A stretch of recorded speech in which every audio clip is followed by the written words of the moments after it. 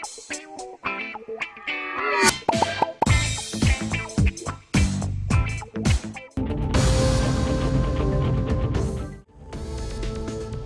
प्रदेश में तेलुगुदेशम पार्टी की वापसी यकीनी, चंद्रबाबू नायडू लेंगे वजीर आला का हलफ। आंध्र प्रदेश में तेलुगुदेशम पार्टी और उसकी इत्तेहादी जमातें जनसेना और बीजेपी जुमला 175 असेंबली नशिस्तों में से 157 नशिस्तों पर आगे चल रही है।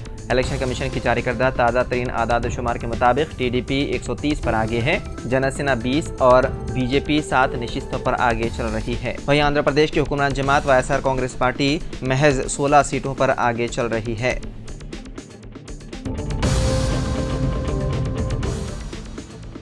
तेलंगाना में कांग्रेस ने अपना पहला खाता खोल दिया। कांग्रेस पार्टी के उम्मीदवार रघुराम रेड्डी ने खम्मम पार्लिमानी हल्के से रिकॉर्ड सतह की जीत की हासिल। रघुराम रेड्डी ने बीआरएस उम्मीदवार नामा नागेश्वर राव को तकरीबन 4.5 लाख वोटों की अक्सरियत से शिकस्त दे दी। कांग्रेस उम्मीदवार ने 7,35,000 से ज़्यादा वोट हासिल किए, जबकि बीआरएस उम्मीदवार को 2,90,000 वोट मिले।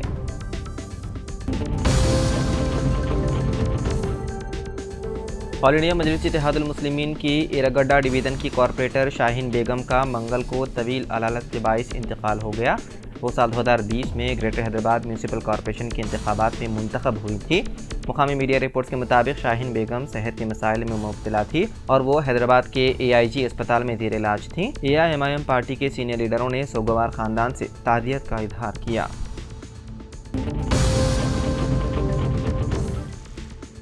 कांग्रेस के उम्मीदवार राहुल गांधी रायबरेली सीट पर अपने नज़दीकी उम्मीदवार से काफ़ी आगे चल रहे हैं। राहुल गांधी 2,38,000 वोट हासिल कर चुके हैं और बीजेपी के दिनेश प्रताप सिंह 1 लाख वोट से आगे चल रहे हैं।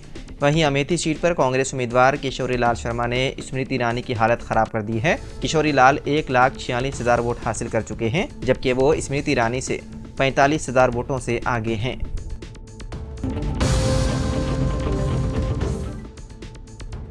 लोकसभा इंतखाबात के रुझानात में एनडीए अक्सरियत से हुआ पीछे।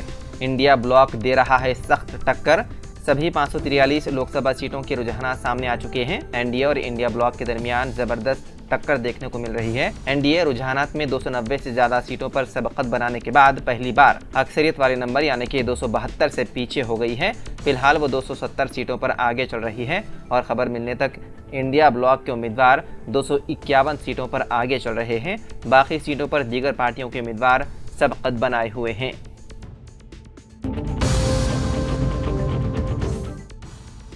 तेलंगाना हुकूमत इंतखाबी ज़ाब्ते अखलाक ख़त्म होने के बाद मेडिकल और महकमे सेहत के मुलाजिमीन के बाकायदा तबादलों का मंसूबा बना रही है।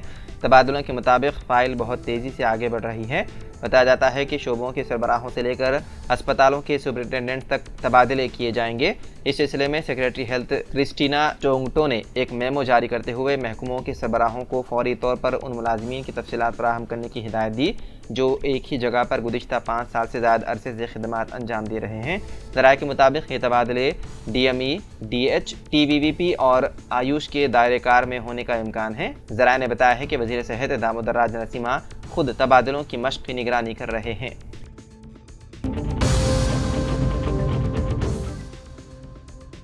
तेलंगाना की 17 लोकसभा नशिस्तों में फिलहाल कांग्रेस 8, बीजेपी 7 और मजलिस BRS एक नशिस्त पर आगे चल रहे हैं। खबर मिलने तक हैदराबाद में बैरस ओवैसी 46,302 वोटों के साथ सबसे आगे चल रहे हैं, जबकि बीजेपी की माधवी लता दूसरे नंबर पर और कांग्रेस के मोहम्मद समीर वलीउल्लाह तीसरे नंबर पर चल रहे हैं।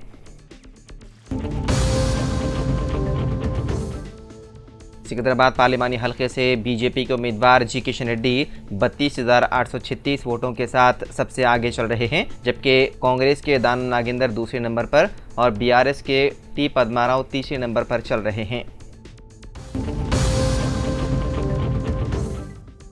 वहीं बात करें निज़ामाबाद की तो निज़ामाबाद में बीजेपी के D अरविंद 39,066 वोटों के साथ आगे चल रहे हैं, जबकि कांग्रेस के जीवन रेड्डी दूसरे नंबर पर और BRS के गोवर्धन रेड्डी तीसरे नंबर पर चल रहे हैं।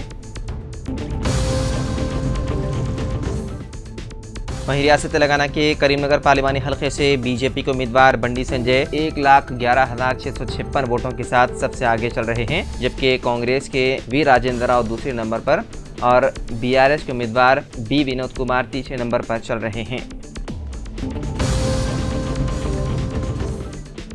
लोकसभा इंतखाबात की वोटों की गिनती से पहले समाजवादी पार्टी के सरबराह अखिलेश यादव ने बड़ा इल्जाम लगाया है। एक वीडियो शेयर करते हुए उन्होंने इल्जाम लगाया कि वोटों की गिनती से कबल अपोजिशन जमातों के कारकुनान को घरों में नजरबंद किया जा रहा है ताकि वो वोटों की गिनती में हिस्सा न ले सकें। वाज़ेह रहे कि लोकसभा इंतखाबात के नताइज का आज ऐलान किया जाएगा।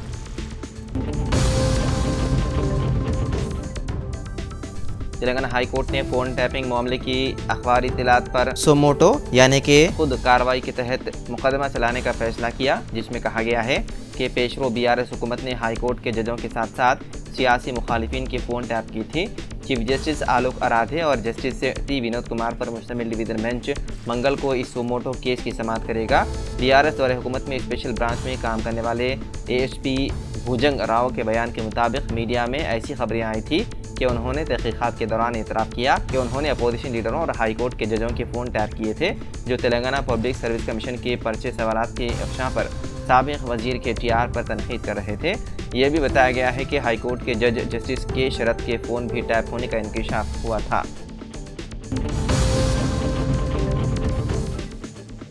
तेलंगाना के नलगुंडा टाउन में पीने के पानी की टंकी से एक शख्स की मस्कशुदा नाश बरामद हुई। मुकामी हुक्काम ने बताया कि नलगुंडा म्यूनसिपल हुक्काम ने नलगुंडा म्यूनसिपलिटी के 12वें वार्ड में वाक़े पीने के पानी के टैंक में उस वक्त एक नाश देखी जब वो लोग टैंक की सफाई के लिए वहां पहुंचे और उसे खोला। एक सीनियर पुलिस अहदेदार ने बताया कि तहकीकात के दौरान पता चला कि 27 साला शख्स नलगुंडा के पुराने शहर के 28वें वार्ड से ताल्लुक़ रखता था और वो जहनी तौर पर ठीक नहीं था। वो 24 मई से लापता था। उन्होंने मजीद बताया कि इब्तदाई तिब्बी रिपोर्ट के मुताबिक शुबा है कि उस शख्स की मौत 2-3 दिन कबल हुई थी। उस शख्स के जिस्म पर कुछ जख्मों के निशानात भी थे। पुलिस खुदकुशी और कत्ल समेत मुख्तलिफ जावियों से केस की कर रही है तहकीकात।